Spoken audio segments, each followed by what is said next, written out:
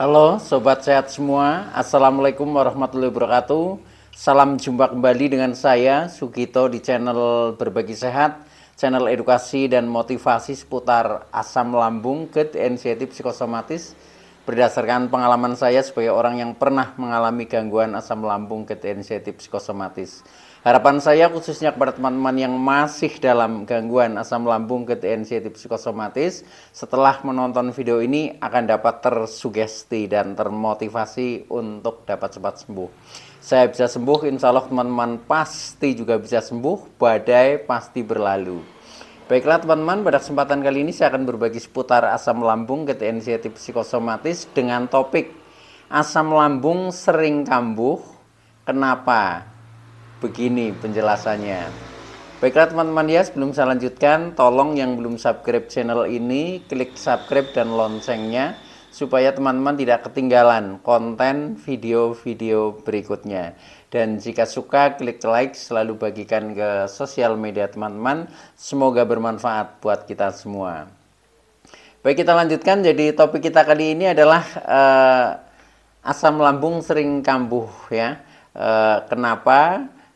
Ikuti penjelasan berikut ini. Teman-teman semua perlu kita sadari bahwa gangguan asam lambung, GERD, anxiety, psikosomatis yang disebabkan oleh multifaktor ya, baik itu faktor fisik maupun faktor psikis dengan sensasi yang sangat beragam ya, mulai dari ujung rambut sampai dengan ujung kaki yang sering kita kenal sebagai 1001 rasa sensasi, memang sungguh luar biasa, sungguh dahsyat dan perlu kita tangani dengan bijak agar gangguan ini dapat cepat membaik hingga sembuh total.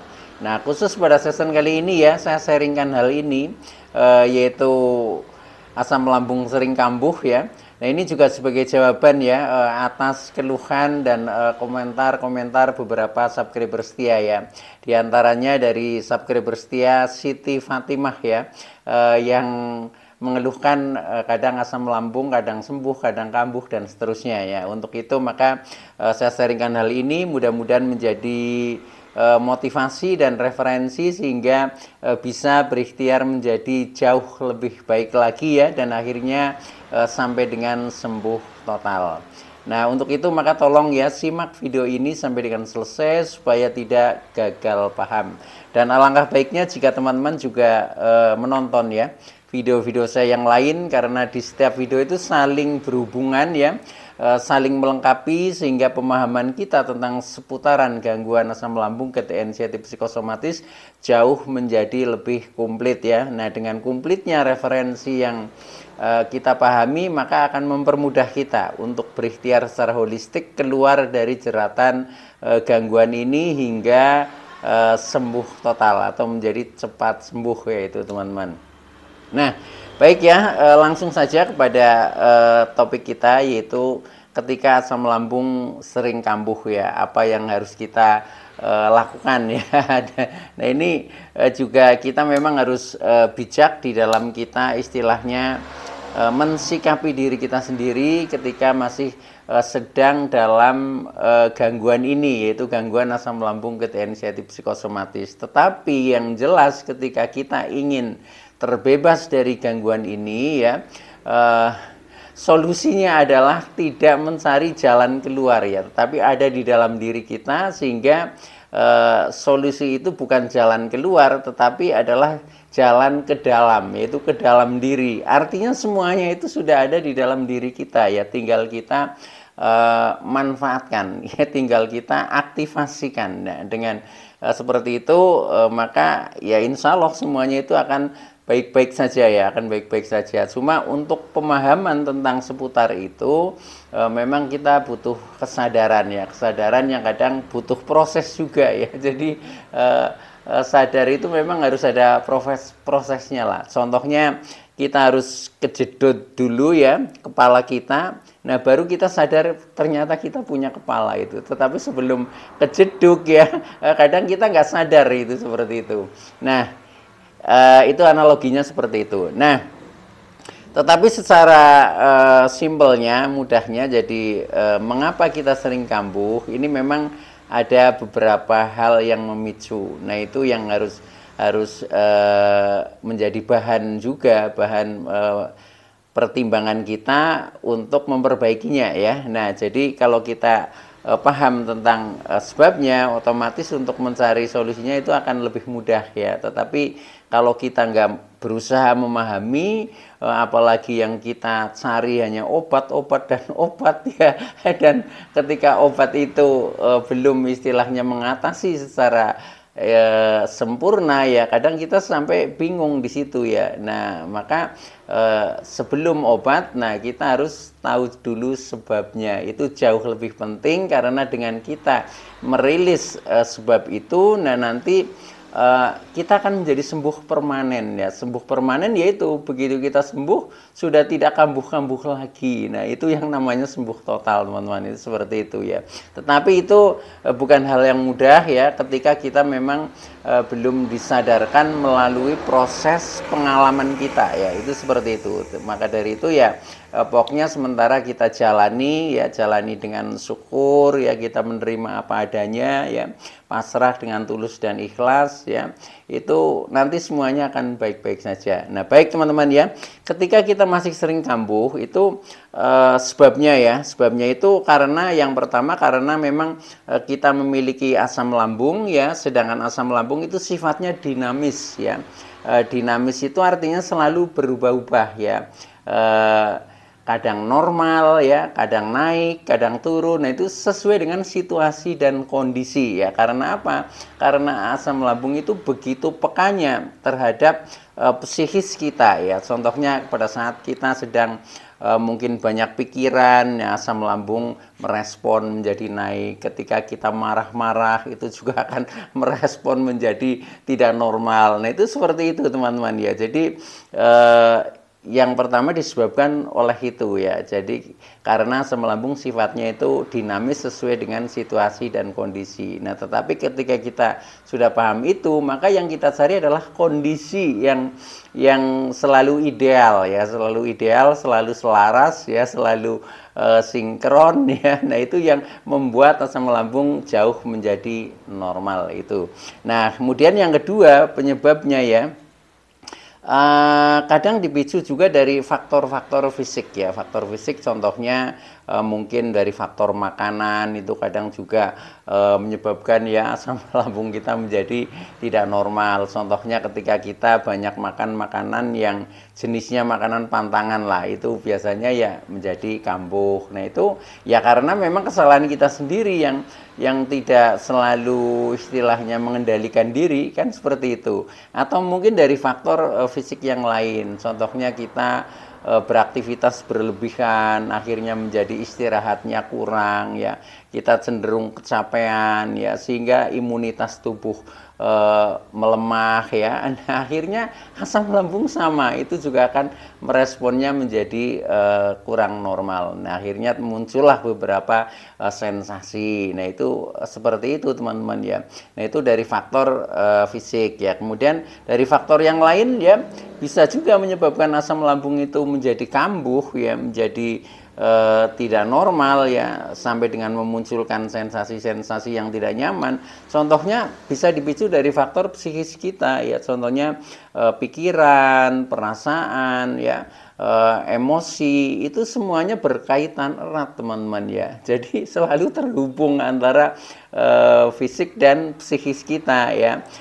Contohnya ketika kita sedang banyak tekanan pikiran lah, atau banyak beban pikiran, atau stres ya, kita memikirkan banyak hal tetapi dirasa berat ya, atau sedang emosi kita memuncak ya, atau sedang perasaan kita merasa tidak damai ya, mungkin merasa sedih berkepanjangan, merasa khawatir ya, merasa was-was ya, merasa takut dan sebagainya. Nah, itu juga akan memicu ya asam lambung kecenderungannya menjadi tidak normal. Contohnya menjadi naik misalkan seperti itu. Nah, akhirnya memunculkan sensasi-sensasi yang seperti perut kembung lah, begah ya, sembelit, mungkin perih ya, mungkin ulu hati mengganjal, dada nyeri, dada panas, kemudian nafas pendek ya, sampai dengan keliengan ya, sempoyongan, rasanya lemes dan lain sebagainya. Nah itu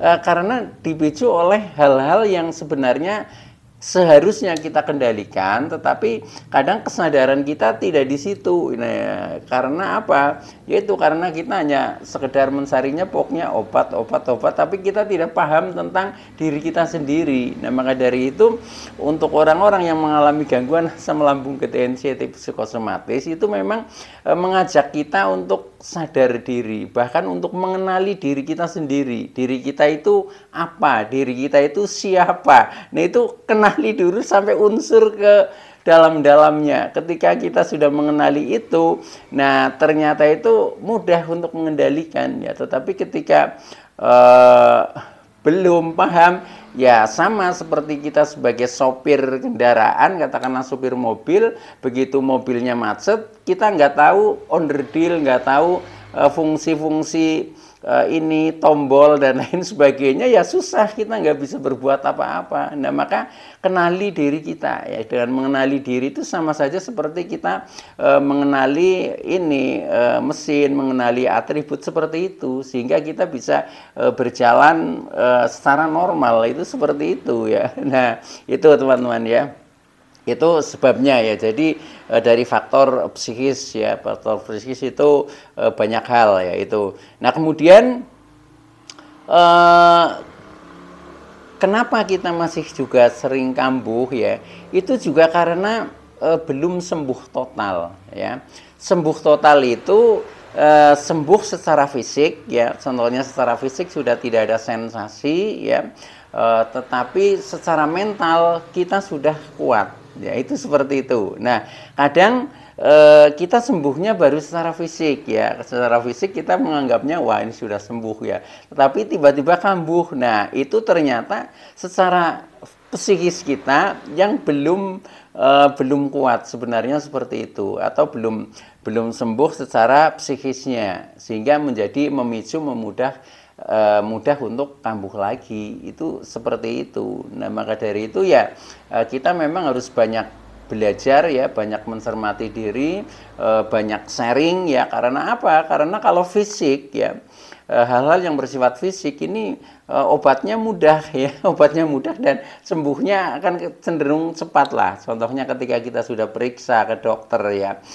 mungkin sudah dikasih resep obat, sudah kita minum, ya sudah secara fisik itu lebih cepat membaik ya. Tetapi kalau yang namanya psikis ini, kalau kita belum menemukan ya, kita belum paham betul ya tentang psikis kita yang terdiri dari pikiran, ego, perasaan, emosi, benak, batin dan lain sebagainya, itu susah. Nah maka dari itu disinilah kita memang harus juga belajar baik hal-hal yang bersifat lahir maupun yang bersifat batin. Nah ketika kita paham itu, insya Allah itu semuanya akan rilis lah ya, akan cepat membaik, itu sejadinya seperti itu. Maka saya tidak bosan-bosannya memberikan sharing kepada teman-teman ya, mudah-mudahan bisa membantu ya, membantu pemahaman teman-teman, dan akhirnya teman-teman yang masih dalam istilahnya keruwetan ya, keruwetan secara psikis itu juga akan terbantu dan akhirnya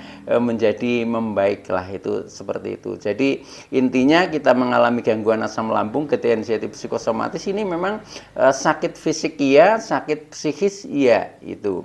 Tapi sakit itu disebabkan karena luka ya. Contohnya kita sakit fisik ya, ketika kita terluka kan sakit ya. Nah itu walaupun secara fisik juga fisik punya daya ajaib metafisik untuk menyembuhkan diri sebenarnya. Walaupun kita biarkan, kalau kita sabar itu nanti akan sembuh dengan sendirinya.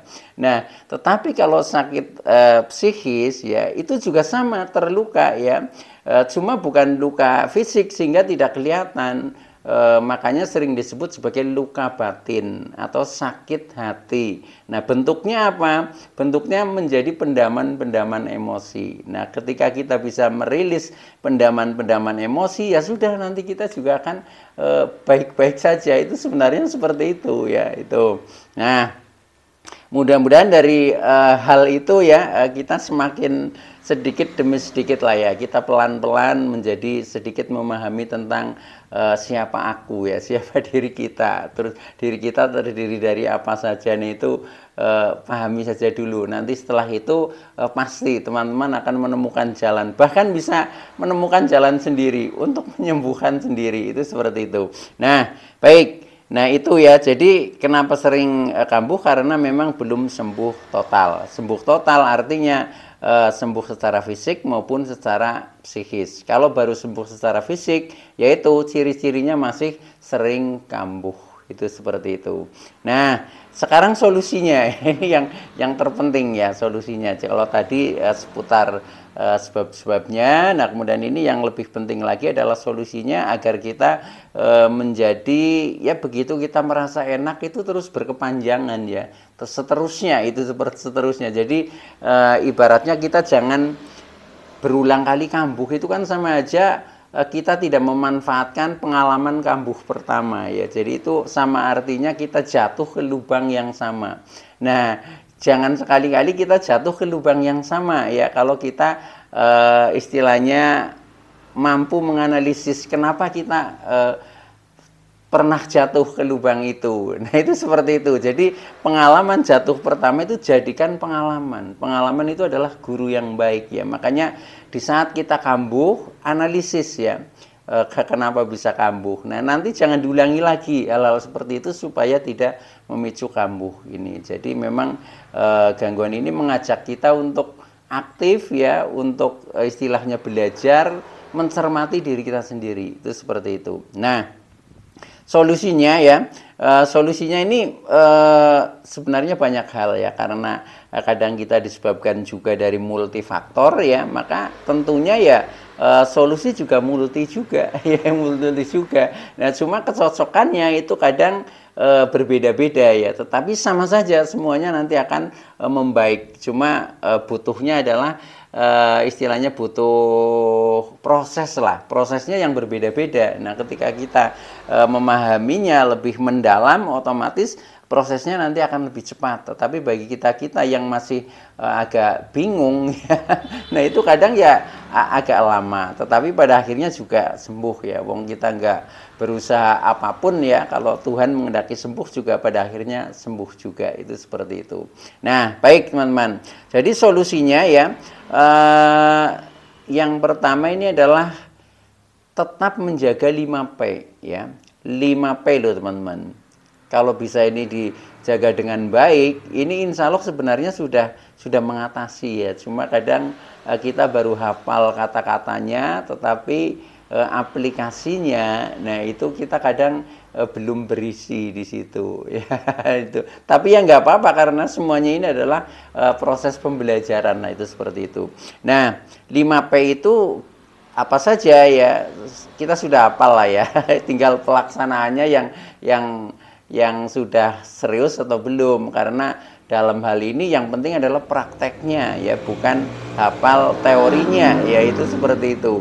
Nah menjaga 5P itu adalah yang pertama menjaga pola makan kita ya, kita berusaha makan yang baik, makan tepat waktu ya, makan mengingat nilai gizi dan seterusnya, termasuk jika perlu mantang juga kita kendalikan, makanan pantangan, nah itu juga perlu diperhatikan. Nah kemudian selain pola makan ya, P yang pertama, kemudian pola hidup kita ya, pola hidup kita jaga juga. Nah itu intinya keseimbangan di dalam pola hidup, yaitu keseimbangan mengatur waktu lah, kapan waktu istirahat, kapan waktu beraktivitas ya, bekerja, kapan waktu melakukan relaksasi, hobi ya, dan seterusnya. Itu harus dibagi secara seimbang ya, sehingga respon tubuh ini menjadi semakin baik ya. Nah untuk mengatur itu pola hidup, contohnya kalau saya itu menerapkan pola 8-8-8 ya. Jadi 8 jam itu untuk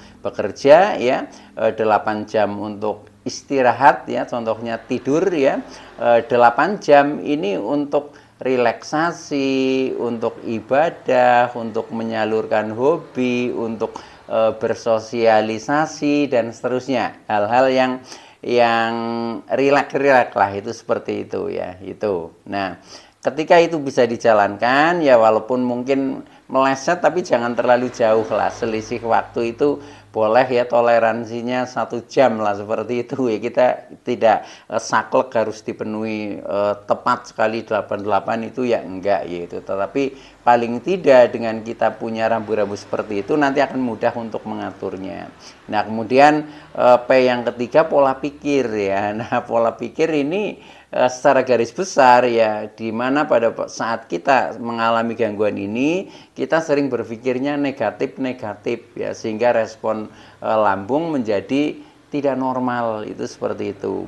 Nah, itu cukup dirubah, kita berpikirnya menjadi positif ya, karena kalau pikiran kita positif ya, respon tubuh kita juga positif. Akhirnya tubuh menjadi normal dan baik-baik saja, tidak ada sensasi. Nah, intinya itu. Nah, kemudian selain pola pikir ya, itu pola perilaku teman-teman ya. Pola perilaku ini ya yang berhubungan dengan tindak tanduk, sikap kita ya, itu keseharian kita. Nah, itu intinya kita itu harus berusaha ya, berperilaku baik kepada semua makhluk ya, itu seperti itu, bahkan kepada alam semesta. Nah, perilaku baik yang seperti apa? Itu ukurannya baik bagi diri kita, juga baik bagi orang lain. Itu lanjutkan. Nah, kalau sudah seperti itu insya Allah juga akan menuai buah ya, kebaikan-kebaikan yang akan kembali kepada diri kita, sehingga kita jauh menjadi merasa lebih nyaman, itu seperti itu. Nah, kemudian P yang terakhir, yang kelima ya, itu adalah pola spiritual ya. Pola spiritual ini hubungannya dengan keimanan, keyakinan kita ya. Nah, kita kan semuanya punya keimanan lah, contohnya agama ya. Nah, itu silahkan ya, silahkan itu sebagai jalan untuk mendekatkan diri. Jadi intinya di dalam pola spiritual ini adalah kita lebih mendekatkan diri kepada Sang Pencipta ya, Tuhan Allah Subhanahu wa Ta'ala, itu seperti itu. Dengan caranya masing-masing ya. Kita mungkin dengan melakukan ritual-ritual ibadah ya. Kalau muslim ya mungkin dengan sholat, dengan berzikir ya, dengan bersedekah dan seterusnya, yang tujuannya adalah untuk supaya kita semakin dekat ya, semakin dekat dengan Sang Pencipta atau dengan Tuhan Allah Subhanahu wa Ta'ala. Walaupun sebenarnya kita sudah menyatu ya, cuma kesadaran kita yang kadang belum sadar Tuhan itu kelihatannya jauh ya, itu seperti itu. Jadi yang menjauh itu hanya kesadaran kita. Nah, itu nanti kita akan menemukan ya bagaimana untuk lebih mendekat. Itu caranya memang kita harus sadar diri di situ ya. Nah, itu pola spiritual ya. Ini sebenarnya masih banyak sekali ya teman-teman, masih banyak sekali cara-cara termasuk terapi-terapi yang hubungannya dengan hal ini ya. Cuma kadang ya mengingat durasi juga ya, sehingga intinya secara garis besar seperti itu. Tetapi ketika kita bisa melakukan hal itu ya, itu pun sudah luar biasa, bisa mengubah diri kita yang tadinya sering kambuh ya, itu menjadi membaik, itu seperti itu. Baik teman-teman ya, itu dulu yang bisa saya sampaikan ya, kurang lebihnya mohon maaf ya. Terima kasih atas like, subscribe serta komennya. Saya Sugito dari channel Berbagi Sehat. Saya bisa sembuh, insya Allah teman-teman pasti juga bisa sembuh, badai pasti berlalu. Oke, sekian ya, terima kasih. Wassalamualaikum warahmatullahi wabarakatuh.